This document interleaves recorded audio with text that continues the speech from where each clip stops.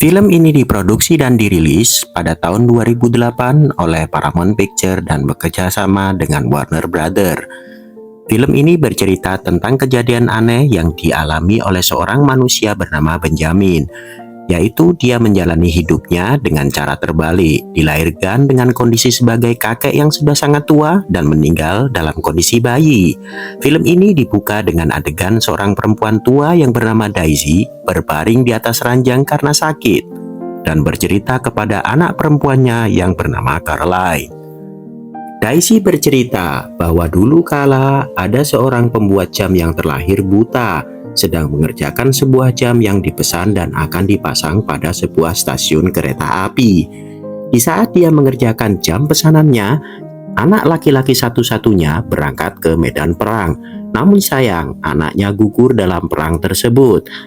Dengan perasaan yang kecewa, ia menyelesaikan pesanan jam tersebut. Tibalah saatnya peresmian atas pemasangan jam tersebut pada sebuah stasiun kereta api. Disaksikan banyak orang yang ada di sana, ternyata jam tersebut berjalan mundur. Pembuat jam berkata ia sengaja membuatnya demikian agar waktu bisa berjalan mundur dan mengembalikan anaknya yang gugur dalam perang. Setelah pemasangan dan peresmian jam tersebut, pembuat jam tidak pernah lagi terdengar kabar beritanya. Adegan kembali kepada Daisy yang sakit dan meminta anak perempuannya Caroline untuk membaca sebuah buku diari dari dalam sebuah koper. Dan diari itu menceritakan bahwa dulu saat warga kota berparade merayakan kemenangan dari sebuah peperangan, lahirlah seorang bayi yang ternyata ibunya meninggal sesaat setelah melahirkan bayi tersebut.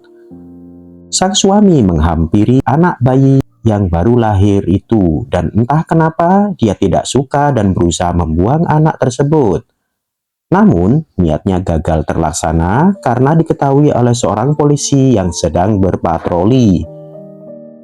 Sambil berlari menggendong bayinya, laki-laki tersebut sampai pada sebuah rumah dan meninggalkan bayi itu di sana.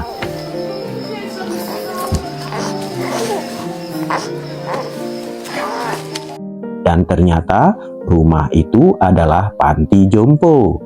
Bayi itu ditemukan oleh seorang wanita berkulit hitam. Dia memanggil seorang dokter untuk memeriksa bayi tersebut. Dokter mengatakan bahwa kondisi bayi tersebut tidak sehat. Semua gejala penyakit yang dialami bayi tersebut menunjukkan tanda-tanda penyakit yang kebanyakan dialami oleh orang yang sudah lanjut usia, seperti keriput, radang sendi, mata katarak, telinga kurang pendengaran, dan lain sebagainya. Dokter memvonis bayi ini tidak akan berumur panjang, dan oleh wanita tersebut bayi ini diberi nama Benjamin. Apakah ini ada hubungannya dengan jam mundur yang dipasang di stasiun kereta api?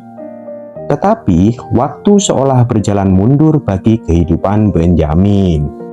Waktu berlalu, bahkan Benjamin tidak menyadari kalau dirinya yang sebenarnya adalah masih anak-anak. Karena dengan kondisi fisiknya yang terlihat sudah tua, dan dia dibesarkan di antara orang-orang yang sudah lanjut usia. Sampai pada suatu ketika, saat perayaan Thanksgiving, Benjamin bertemu dengan seorang anak perempuan yang bernama Daisy. Dan Benjamin tertarik dengan Daisy pada pandangan pertama. Kedua orang manusia yang terlihat berbeda usia saling tertarik dan jatuh cinta. Seiring berjalannya waktu, saat Benjamin genap berusia 17 tahun, Benjamin pergi meninggalkan panti jompo untuk pergi melaut. Dia berjanji pada Daisy untuk mengirim surat dari semua tempat yang dikunjunginya.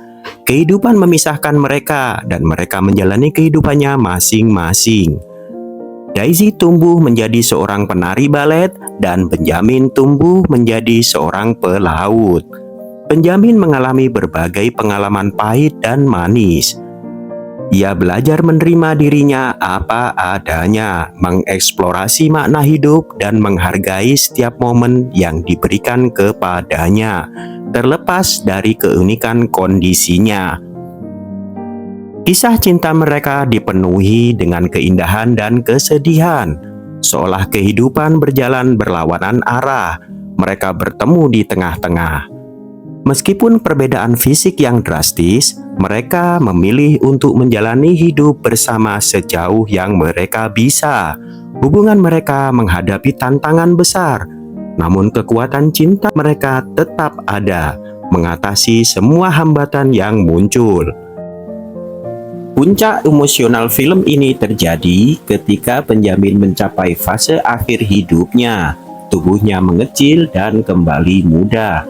Ia mulai kehilangan ingatannya. Dia tidak bisa mengingat siapa dirinya dan orang-orang di sekitarnya.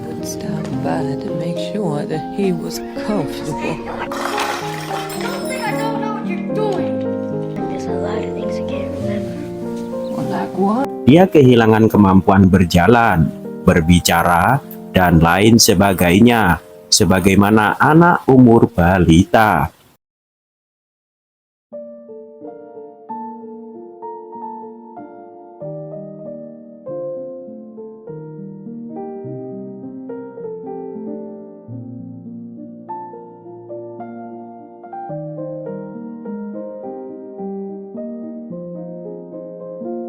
Daisy, cinta sejatinya, selalu ada di sampingnya sampai pada akhirnya Benjamin menutup mata di pangkuan cinta sejatinya Daisy dalam keadaan bayi. Melalui kenangan-kenangan yang diabadikan dalam diarinya, ia menemukan kedamaian dalam menerima bahwa hidup adalah tentang perubahan, pengalaman, dan bagaimana kita merangkulnya. Cerita ini bukan hanya tentang Benjamin, tetapi juga tentang pesan yang mendalam bagi penonton. Film ini mengajarkan kita menghargai setiap detik kehidupan, bahwa cinta sejati melampaui batas fisik, dan bahwa penerimaan terhadap diri sendiri adalah kunci untuk menemukan kedamaian dalam segala keadaan.